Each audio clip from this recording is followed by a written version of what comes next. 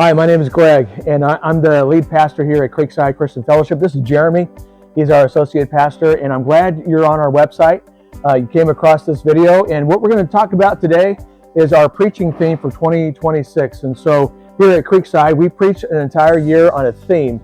And this particular year, we're going to go on a kind of a crazy saying that I've said for a long time, which is leaning into the crazy. Because there's times with God where it doesn't make any sense, but you got to lean into the crazy and see what God has in store. Well, the Bible is loaded with all kinds of crazy stories, and we're going to share all these kind of crazy style stories with you all year long. So which one do you think you're going to be sharing?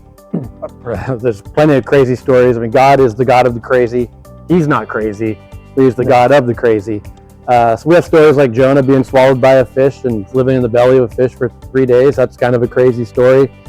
We've got three guys who refused to bow down to a king and ended up in a furnace and not dying. So there's two as an example of kind of crazy stories. And then we have even crazier stories about a guy named Benaiah who chases a lion down into his den and kills the lion on a winter day. So think about that one for a little bit. And then you have another guy who touches the ark and dies because he touches the ark. You've got a donkey that talks. There's a lot of stories. A king that starts to graze like a cow. Yes. Yeah.